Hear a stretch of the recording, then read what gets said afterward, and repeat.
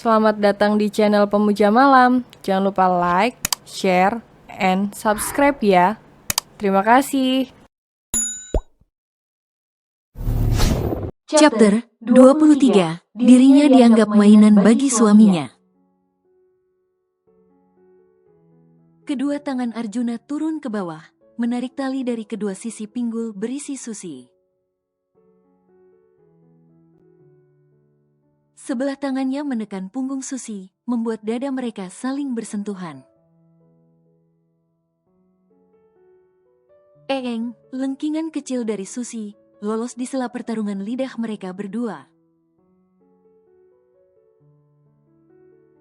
Entah sejak kapan, suaminya itu telah dalam posisi siap tempur. Akibat terbuai, Susi pun tak sadar bahwa mereka berdua kini telah polos tanpa sehelai benang. Posisi yang berbeda dari biasanya membuat Susi sedikit meringis ngilu. Susi memejamkan matanya, merasakan sensasi nikmat yang belum pernah ia rasakan sebelumnya. Meski di awal ia sempat kaget dan sedikit ngilu. Hingga ia merasa tak tahan untuk meledakkan sesuatu dari dalam dirinya. Keluarkan saja, jangan ditahan. Aku ingin kita saling memberi dan menyenangkan satu sama lain. Ucap Arjuna dengan senyum yang menghiasi rahang tegas itu. Aku, sayang. Susi melenting ke belakang dengan kedua tangan yang menekan bahu Arjuna kencang. Hingga beberapa kuku cantiknya meninggalkan bekas di sana. Entah berapa lama Susi melakukan tugas mulianya sebagai seorang istri, melayani serta memberi kepuasan fisik juga batin pada suaminya. Berkali-kali pria itu mengerang dan meracau. Namun, belum juga ada tanda akan mencapai puncaknya. Sementara, Susi sudah mulai merasakan kebas pada kedua tungkainya. Apa kau lelah, My Queen? Tanya Arjuna, yang kemudian dijawab oleh anggukan serta raut wajah malu dari istrinya itu. Biarkan aku yang memegang kendali kali ini, ucapnya dengan suara yang parau. Wajahnya kembali mendekat dan mulai meraup kembali bibir seksi milik istrinya itu. Bercinta bukanlah kesenangan perorangan atau individu, bukan perihal hak dan kewajiban. Akan tetapi, bercinta adalah bias dari perasaan satu sama lain antar pasangan. Di mana disitulah momen untuk menganyam simpul kedekatan dan ikatan hati. Seharusnya, itulah yang dapat dipahami oleh Pasutri. Dengan sedikit meringis, Arjuna melepas penyatuan mereka, lalu duduk bersandar di sofa, sambil mengontrol napasnya yang tak beraturan.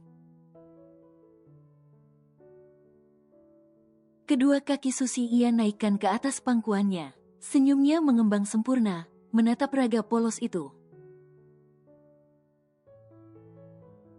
Jangan menatapku, Susi menyilangkan kedua tangannya di depan dada, lalu sedikit menaikkan kakinya dan menekuk. Apa yang ingin kau sembunyikan dariku? Tanya Arjuna heran, padahal ia telah mengetahui setiap inci tubuh molek istrinya itu. Bahkan ia pun hafal, di mana letak satunya tahi lalat Susi. Sana, bersihkan tubuhmu duluan. Susi mengusir Arjuna dengan mata setengah terpejam. Kita bersama saja. Arjuna berdiri lalu meletakkan tangannya di bawah pinggang dan juga bahu Susi.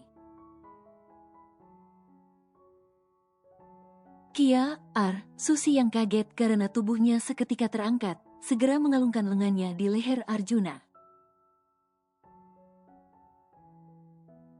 Aku gak mau, kamu pasti modus, tolak Susi dengan memanyunkan bibirnya. Cup. Arjuna membungkam bibirnya dengan ciumannya yang cepat. Arjuna, pekiknya. Cup, kali ini dengan sedikit sesapan. Kedua mata Susi pun membola, dengan mulut yang hendak membuka, tapi, cup. Arjuna kembali meraup bibir itu, dengan agak bernafsu. Lagi, tanyanya, setelah ia melepaskan tautannya. Cup, kali ini hanya kena punggung tangan Susi, karena istrinya itu telah membekap mulutnya sendiri.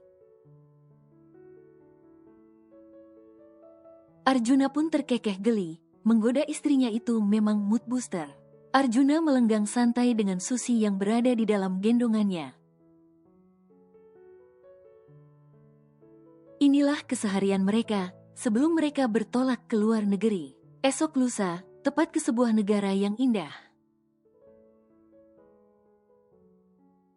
Sini, biarkan aku menggosok punggungmu, tawar Arjuna, yang mana kini ia tengah memangku Susi di dalam bathtub. Apain sih dia? Ini hanya menguntungkan dirinya saja. Aku kan inginnya berendam sendirian. Hiks. Apa airnya kurang hangat? Tanya Arjuna, yang masih mengusapkan sabun ke tubuh istrinya itu. Bahkan di beberapa area kesukaannya, ia sengaja berlama-lama. Hentikan, kondisikan tanganmu, protes Susi, yang sejak tadi sudah geram. Karena dirinya dianggap mainan bagi suaminya itu. Sungguh menyebalkan, sejak kapan Arjuna menjadi konyol seperti ini? Hai, kapan selesainya kalau seperti ini? Sudah yuk. Aku sepertinya kedinginan, ajak Susi pada Arjuna yang tengah bersandar sambil memejamkan matanya. Akan tetapi, kedua tangannya tetap saja tak mau diam. Upah buat mandinya mana? Apa? Kan, tadi aku udah bantu menggosok tubuhmu. Sekarang, gantian ya, tawar Arjuna, membuat Susi memutar malas bola matanya. Ya sudah, aku keluar dulu. Susi hendak beranjak bangun, tapi lengan Arjuna membelit pinggangnya. Hingga ia tercebur kembali ke dalam genangan air. Gia. Arjuna, gemasnya. Kini mereka jadi berhadapan, dan seketika Arjuna terpukau pada wajah dengan rambut basah itu. Di mana air mengalir, melewati hidung mancung serta bibir yang menggoda itu. Gak jadi, aku mau hadiahnya sebuah ciuman saja, ucap Arjuna, tanpa basa-basi. Ia sudah tidak tahan, istrinya selalu saja menggoda di setiap suasana. As you wish, Sir, ucap Susi, setuju. Setidaknya semua cepat selesai, ia sudah menggigil. Cup, setelah sang istri menempelkan bibirnya, maka Arjuna tidak akan melepaskannya begitu saja. Semua itu, bahkan tak cukup sampai di situ saja. Mereka kembali melepas gelora yang memunculkan sengatan panas, mengarungi nirwana hingga lupa diri. Lupa, telah berapa lama mereka di dalam bak mandi besar itu, di mana volumenya mampu menampung raga kekar Arjuna ditambah istrinya. Akhirnya, raga lemas Susi terkapar di atas dada bidang dengan bulu halus itu. Dengan posisi membelakangi Arjuna, Susi menyenderkan tengkuknya di bahu kekar itu. Maafkan, aku, karena tidak bisa menahan diri, bisik Arjuna lirih di telinga Susi. Seraya mendaratkan kecupan lembut di pipi penuh keringat itu. Sepertinya, aku tidak kuat jalan, ucap Susi dengan mata terpejamnya. Aku akan menggendongmu, tenang saja. Aku pasti bertanggung jawab atas perbuatanku. Sontak, kata terakhir dari Arjuna membuat Susi terkekeh geli. Tentu saja, sebagai istrimu, aku akan menuntut pertanggung-jawaban padamu, tawa Susi dengan mata yang masih terpejam. Sepertinya, kau masih kuat. Satu ronde lagi, au. Iya, deh, ampun, pekik Arjuna, karena Susi terus mendaratkan jurus ratu kepitingnya.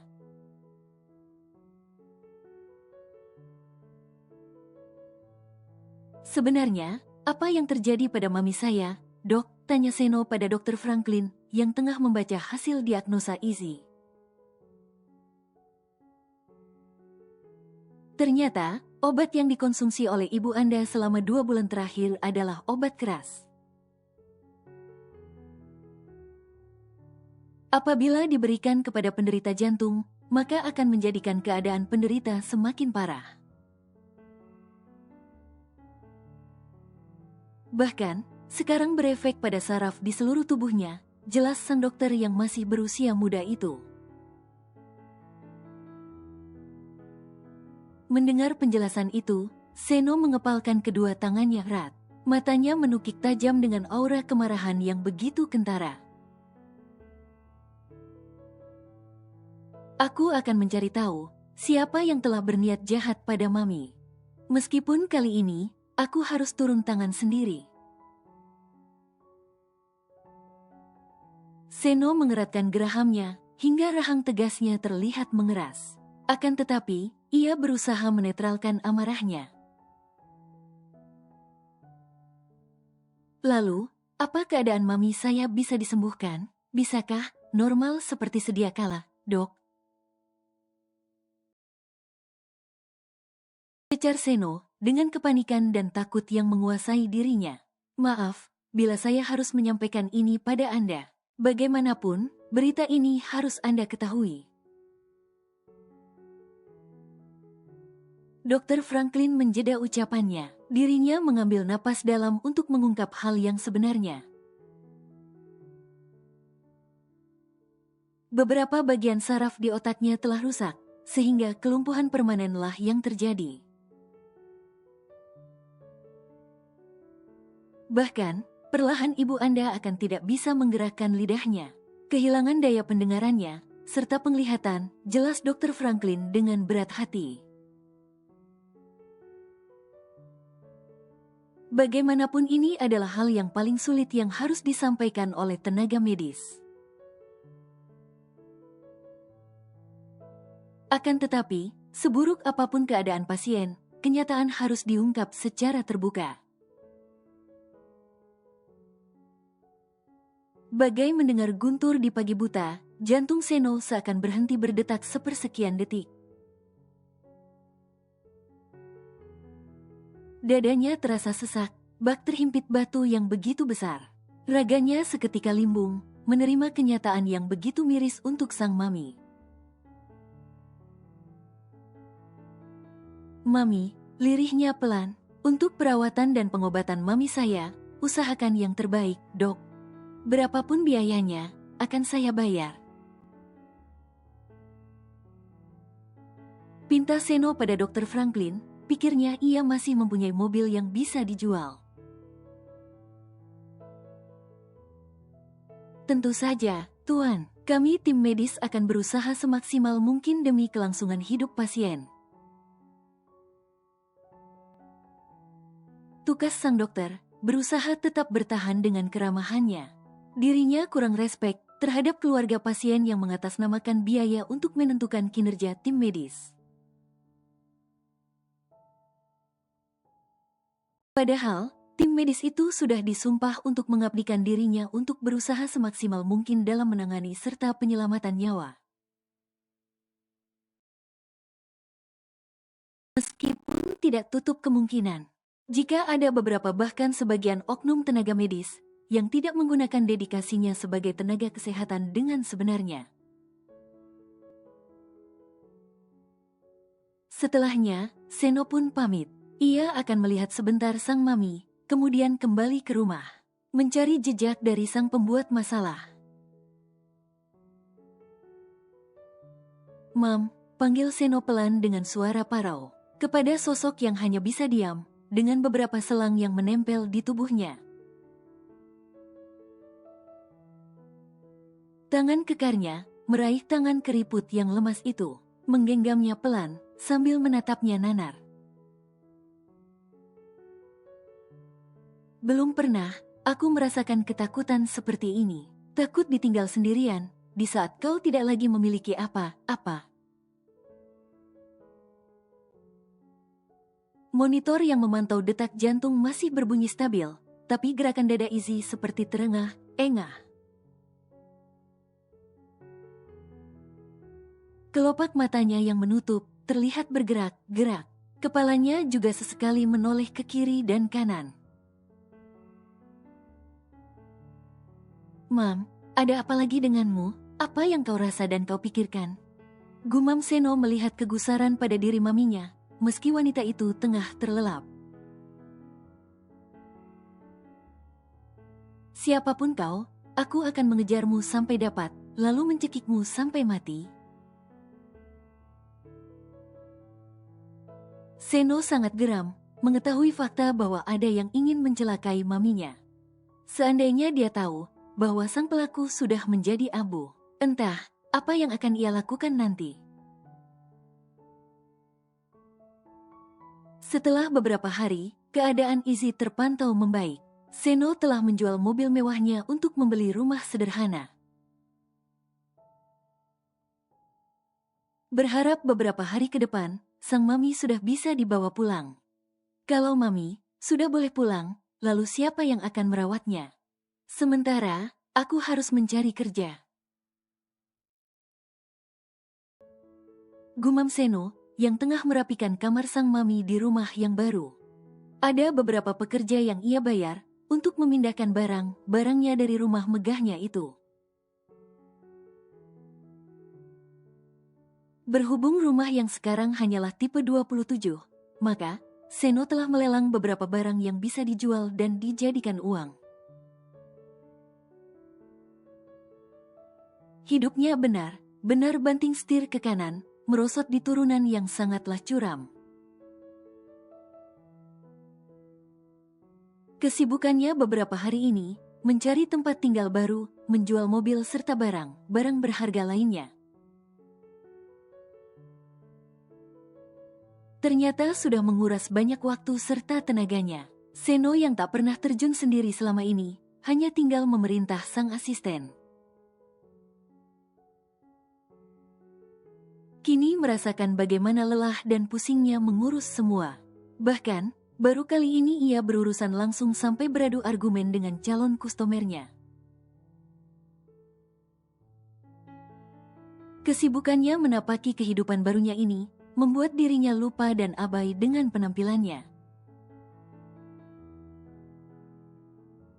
Bahkan, istirahat serta waktu makannya berantakan, membuat keadaannya menjadi sedikit lebih kurus serta berewok liar yang mulai tumbuh menghiasi rahangnya. Untung saja aku masih bisa mendapatkan rumah yang bagus ini, dengan harga yang cukup pantas. Setidaknya, Mami tidak akan terlalu sedih. Kuharap kau bisa menerima semua ini, Mam. Lirihnya, yang kini sedang melepas penat, sembari menyeruput kopi hitam instan buatannya barusan. Lelah sekali, bahkan sangat lelah. Ketika kita melakukan semuanya sendirian, kawan brengsek itu hanya ada ketika diriku jaya saja. Sedangkan di saat ini, mereka seakan tidak mau mengenalku lagi. Sialan, umpatnya sambil sesekali menendang kaki meja. Mengingat bagaimana para kawannya sesama pengusaha dulu, bahkan mereka cukup akrab dan sering pergi ke klam bersama. Senang dengan euforia yang sama. Namun, kini mereka semua abai ketika masalah menghampiri dirinya. Memberi pekerjaan pun mereka tak sudi. Miris, sungguh miris. Dirinya yang dulu dipuja, kini seakan sampah yang busuk lagi menjijikan. Sial mereka semua, mereka pikir aku ini penyakitan apa, sehingga untuk bertemu saja, enggan. Seno terus memaki dan mengumpat, sambil sesekali meremas kepalanya. Hatinya sangatlah kesal, ia dulu selalu royal dengan kawannya itu.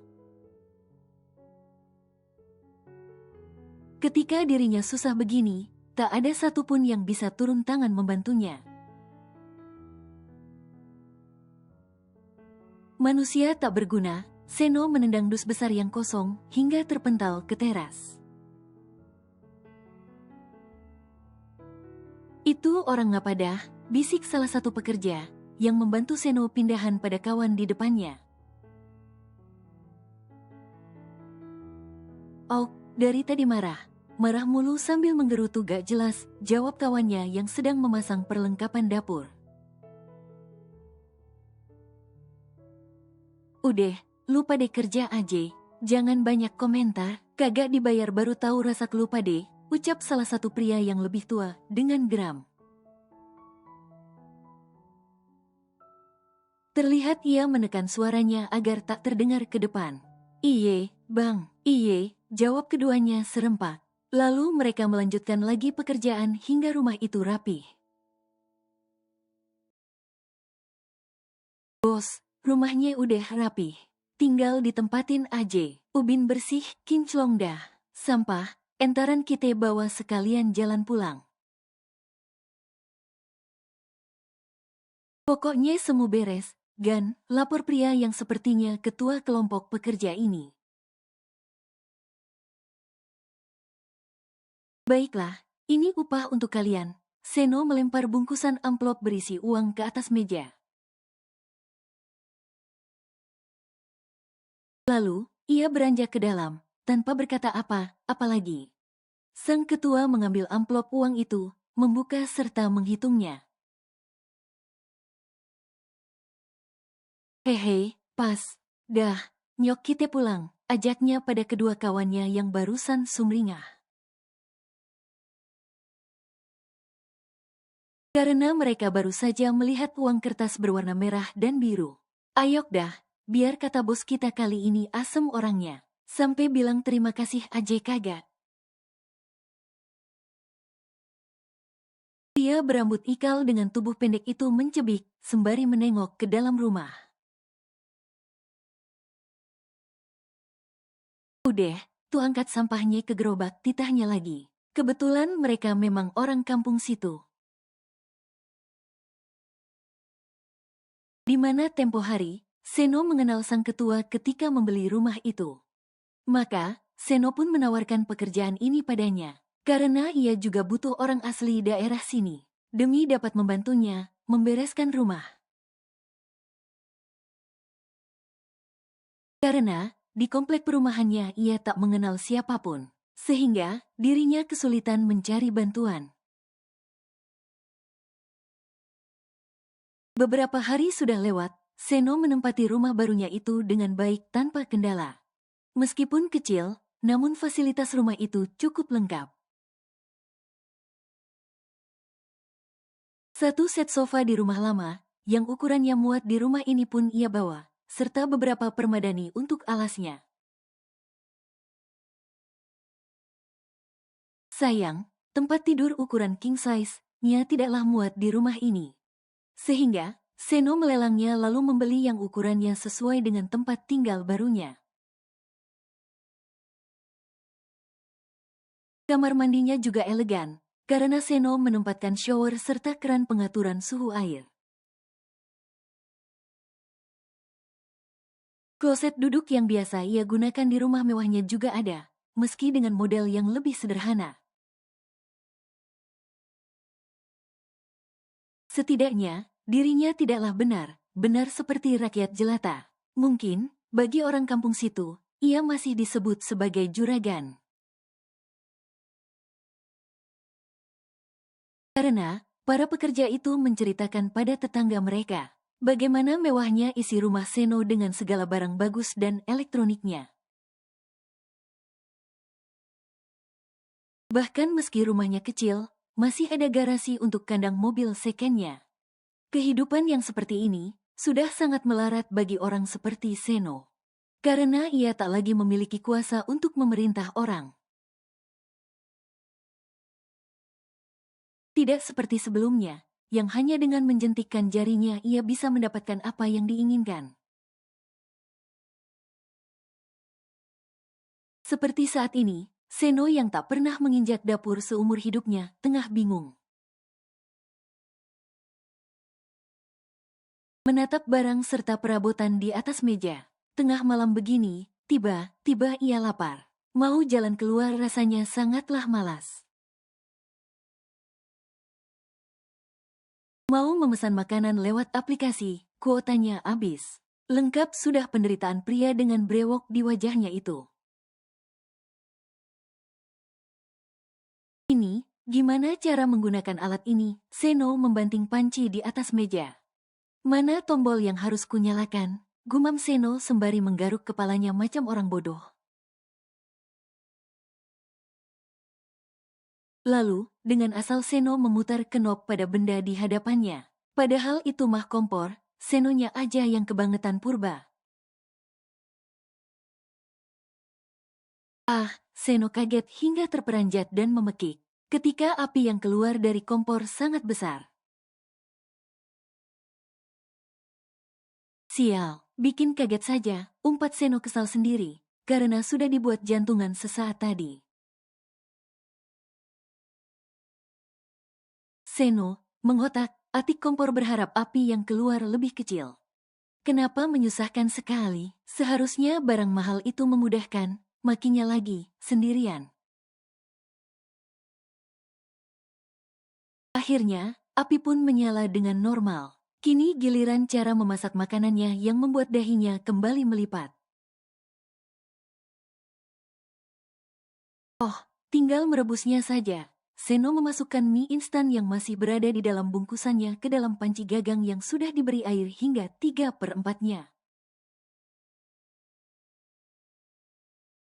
Oke, menunggu sekitar 5 menit. Aku akan ke kamar mandi sebentar. Lalu, Seno berlalu meninggalkan masakannya setelah ia menutup rapat panci itu. Tak lama keluar dari kamar mandi, ponselnya yang ia letakkan di atas mesin cuci berdering. Halo, maaf, Tuan, kami dari pihak rumah sakit XXX. Ingin mengabari bahwa ibu Anda sudah sadar. Beliau terus bergumam, mungkin mencari Anda, jelas sang perawat di balik saluran telepon. Baik, suster, saya akan segera ke sana. Setelah mengatakan hal itu, Seno segera masuk ke dalam kamarnya. Dengan raut wajah senang, Seno mengganti bajunya dengan sangat bersemangat. Bahkan ia lupa dengan keadaan perutnya yang lapar. Lupa juga dengan masakannya di belakang. Seno segera meraih kunci mobilnya di atas nakas. Lalu kembali mengunci rumah, tanpa ia sadari bahwa kompornya masih dalam keadaan menyala. Pria itu hanya mengingat akan keadaan Izzy, sang mami, karena sudah beberapa hari ini tak sadarkan diri. Hingga rasa bahagia di hatinya, membuat ia melupakan sesuatu yang juga penting. Pria dengan brewok di wajahnya itu, karena kesibukannya mengurus kepindahan dan juga bolak-balik ke rumah sakit. Sehingga, ia tak sempat sekedar untuk memperhatikan penampilannya. Jauh sekali, dari pribadi Seno yang dulu, ketika dirinya masih menempati singgasananya sebagai presiden direktur di sebuah perusahaan besar. Kini, bahkan dirinya tidak lagi memakai nama Pradipta di belakang namanya. Karena, media sosial telah menguak citra buruk dirinya, juga kebiasaan maminya. Jadi, ada bagusnya, brewok itu tumbuh di rahangnya. sehingga tidak ada netizen yang akan mengenalinya. Semua itu pun memudahkannya dalam melakukan transaksi apapun. Karena, jika dirinya masih menggunakan identitas lamanya, maka tidak ada satupun orang yang mau membeli barang yang ia tawarkan. Setelah menutup kembali garasi serta pagar gerbang rumahnya, Seno pun masuk ke dalam kendaraannya.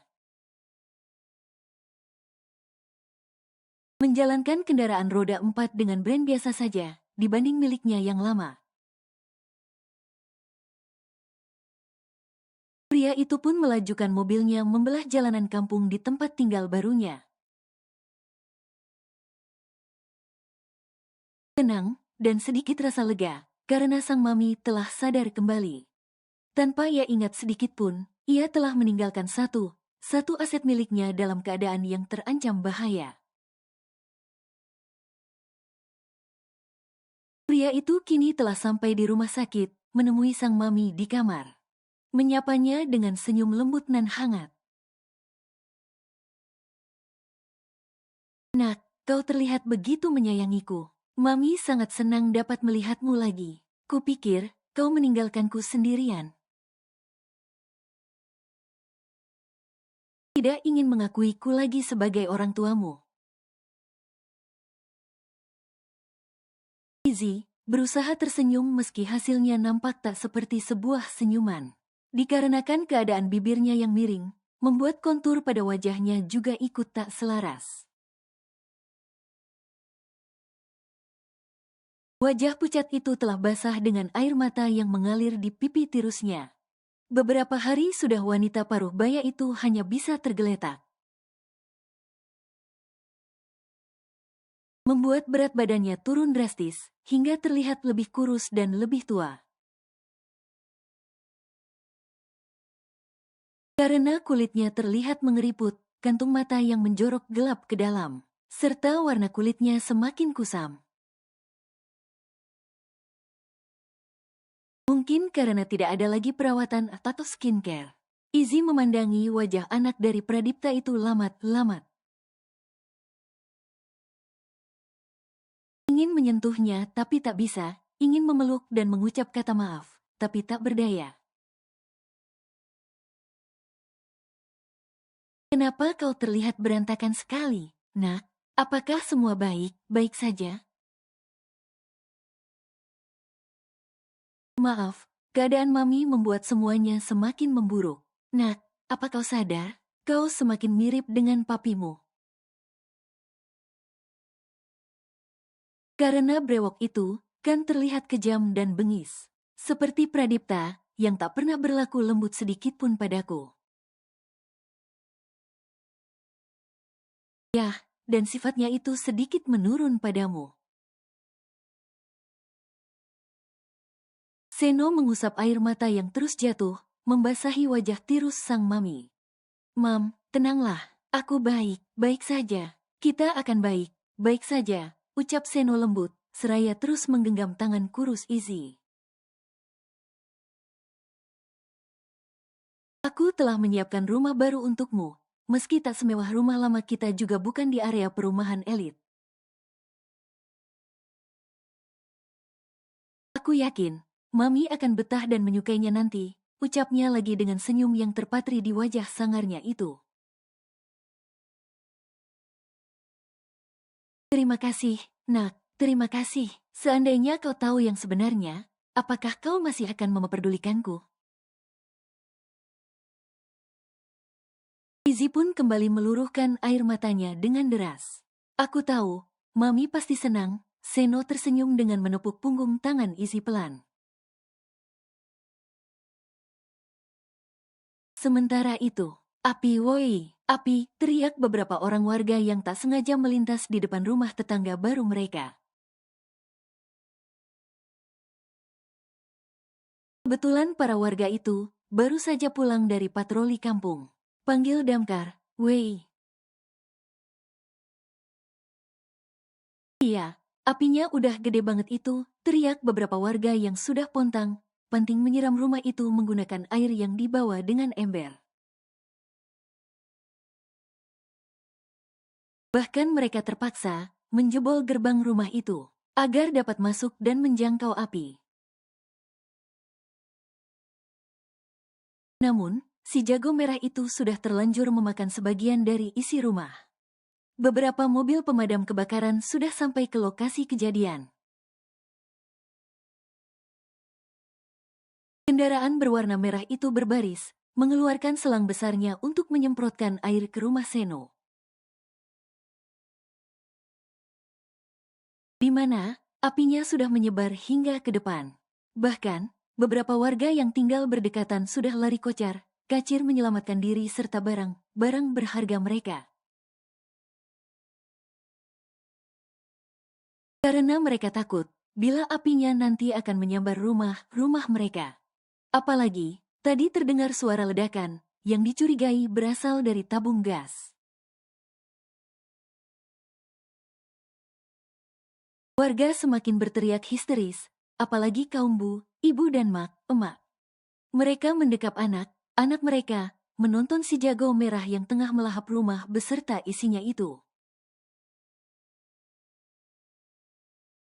Berharap agar angin tidak membawa jilatan api besar tersebut ke tempat tinggal mereka.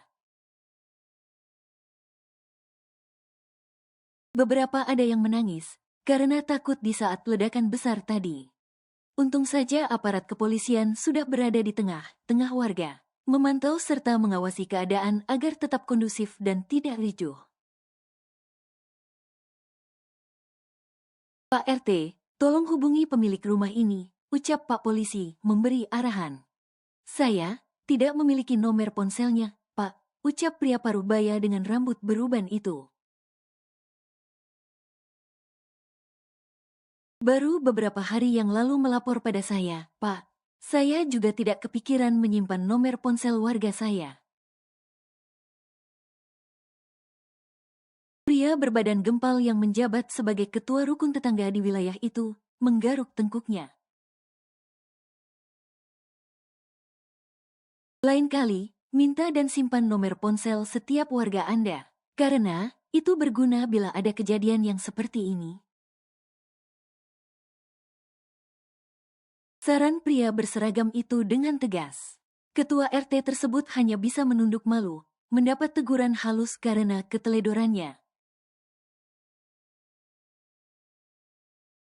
Semoga saja pemilik rumahnya tidak ada di dalam, lirih Pak RT penuh harap. Ya, semoga saja, sahut Pak Polisi menimpali. Karena, jika ada orang di dalam rumah itu, sudah pasti tidak akan selamat dan akan menjadi arang. Kesianan amat si juragan. Baru juga nempatin entu rumah berapa hari, udah ada tragedi, ucap salah satu warga seraya mengelus dadanya prihatin. Iye, semoga aja kagak ada orangnya di dalam, sahut bapak dengan kain sarung yang diselempangkan pada bahunya. Namanya juga nasib, pan kagak ada yang tahu, timpal bapak yang lain. Beberapa saat kemudian, ketika waktu menunjukkan dini hari, si jago merah telah kalah oleh tim pemadam kebakaran. Di mana berkat kerja keras merekalah maka api dapat dipadamkan. Hingga matahari naik, selaras dengan ubun kepala. Sang pemilik rumah belum juga kelihatan batang hidungnya. Beberapa warga sengaja berjaga secara bergantian di depan rumah Seno itu. Memasang kursi, duduk mengobrol sambil minum kopi. Membicarakan sang empunya rumah yang tak kunjung datang. Karena, setelah pemeriksaan dari pihak kepolisian, tidak ada tanda manusia di dalam rumah itu. Di waktu yang sama, Seno terlihat pamit pada sang mami.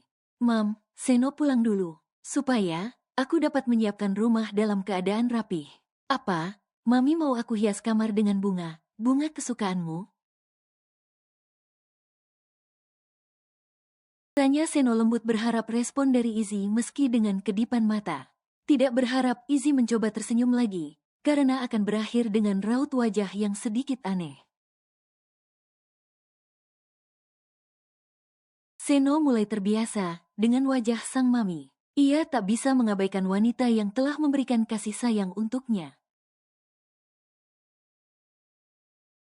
Meskipun ada beberapa ingatan samar yang membuatnya bingung, serta bayangan seorang wanita berambut panjang yang mendekapnya erat dan hangat.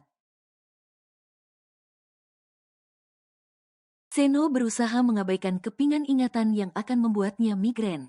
Berusaha menepis satu persatu puzzle yang sering muncul beberapa waktu belakangan ini. Mam, mungkin aku akan mencarikan orang yang dapat merawatmu. Mungkin aku akan meninggalkanmu untuk bekerja. Meski aku belum mendapatkan pekerjaan apapun, jelas Seno tetap selalu mengajak sang mami diskusi. Karena dokter menyarankan agar sering mengajak sang mami bicara. Semua hal itu berguna untuk menstimulasi otaknya agar tetap aktif berpikir.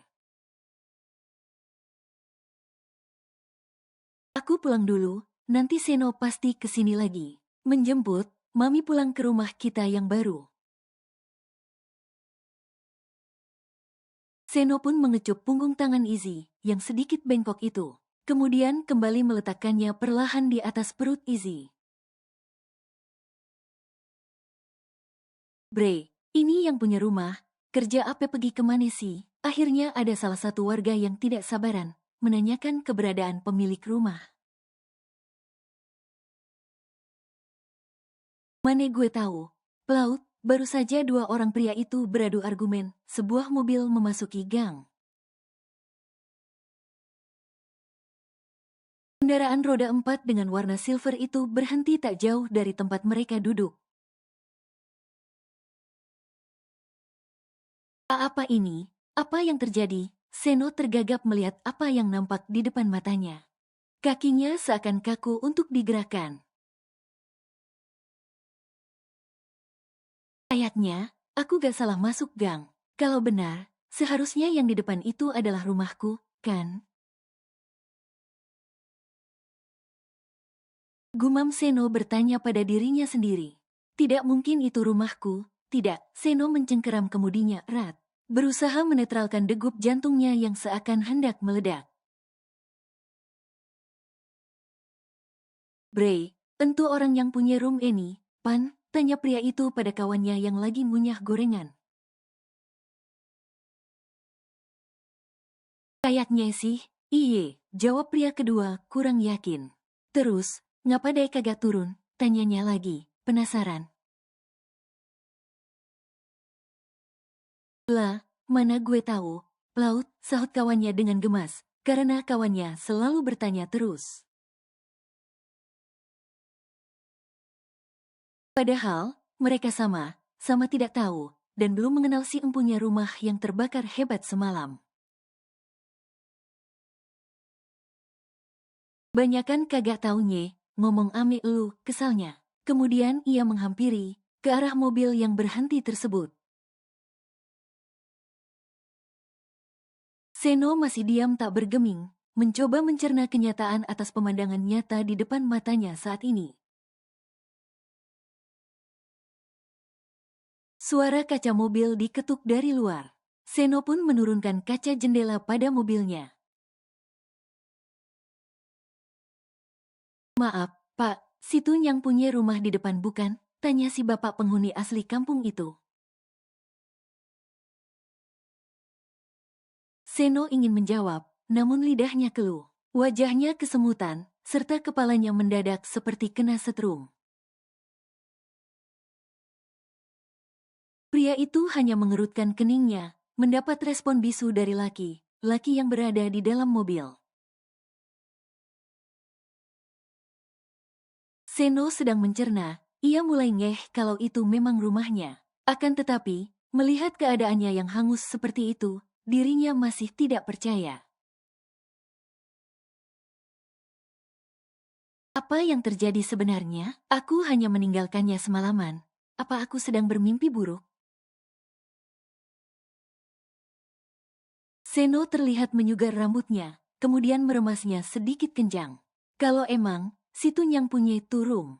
Nih, saya bilangin, enturung semalam kebakaran, ampe didatengin ame 4 mobil blambir alias damkar. Jelas bapak itu, masa bodoh perihal Seno mau jawab ataupun tidak. Namanya juga orang syok, kaget. Pasti udah gak bisa ngucapin apa. Apalagi, Seno tipikal orang yang selalu menyembunyikan perasaan sebenarnya. Seno pun memutuskan untuk turun, meski tungkai kakinya seakan lemas untuk ia gerakan. Bagaimana bisa terbakar? Bahkan ketika meninggalkannya, semua dalam keadaan. Ya Tuhan, saat itu aku sedang. Seno merasakan lemas pada seluruh sendi di tubuhnya. Ketika ingatannya kembali pada malam, sebelum ia menemui sang mami di rumah sakit. Seno terjatuh dengan kedua lutut mencium tanah. Pandangannya nanar menatap bangunan yang baru saja ia tempati selama beberapa hari. Pelaut, panggil Pak RT Gih Sono. Oke, Bang, oke. Setelah memerintahkan kawannya pergi melapor pada aparat kampung, alias ketua rukun tetangga. Si bapak pun menghampiri pria brewok yang sepertinya syok berat itu. Nih, Pak, minum dulu dah biar tenang, tawarnya dengan memberikan air mineral dalam gelas. Seno tak menanggapinya, pria itu terlalu lemah untuk sekedar meraih minuman yang disodorkan. Seluruh tulangnya seakan lepas dari tubuhnya. Bahkan, dirinya hanya bisa bersandar pada gerbang besinya yang rusak karena dipaksa untuk dirubuhkan. Bagaimana caraku mengatakannya pada Mami? Bahkan, beberapa hari ke depan adalah kepulangannya ke rumah ini. Kemudian, pihak aparat rukun tetangga serta 2 orang polisi menghampiri pria yang terduduk lemas itu. Sejak tadi, tak ada satupun kata yang keluar dari mulutnya. Bahkan, untuk sekedar umpatan atau teriakan pun tak ada. Ingin menyalahkan siapa ketika dirinya sadar bahwa kecerobohannya sendiri yang telah menyebabkan dirinya kehilangan sisa hartanya. Rumahku, uangku, seluruh pakaianku dan juga Mami. Semua ludes terbakar, tak ada yang tersisa sedikit pun. Kenapa takdir begitu kejam padaku? Kenapa masa depan begitu kejam menghukumku? Kutukan, benarkah ini semua karena kutukan? Susi, benarkah apa yang pernah kau ucapkan dulu padaku? Benarkah calon anak kita telah mengutuk hidupku di masa depan? Membuatku hancur, remuk, redam tiada bentuk. Kepingan demi kepingan kejahatannya di masa lalu, berseliweran dalam kepala pria dengan wajah yang ditumbuhi brewok kasar itu. Membuat dirinya meremas dada serta kepala bergantian. Sesak karena telah kehilangan semuanya, itulah yang kini sedang dirasakan oleh Seno. Setiap kata Susi kembali terngiang di kepalanya. Keturunan terakhir Pradipta, kutukan dari anak kita. Semua telah terjadi dan nyata. Keadaan Seno yang cacat karena impotensi menyebabkan ia tak mungkin bisa memiliki keturunan. Bayi yang dikandung jelita pun berakhir dengan tragis dan tiada di usia yang sama dengan kandungan Susi dahulu. Semua karena ulahnya, sikapnya yang arogan dan semena-mena, menganggap wanita adalah alat pemuas nafsu dan senjata untuk memuluskan ambisinya. Membuat Susi yang dulu mencintainya menjadi benci setengah mati. Membuat Jelita yang dulu memujanya menjadi tega dan abai padanya, bahkan berniat menghabisi hartanya saja. Ya, semua itu karena dirinya.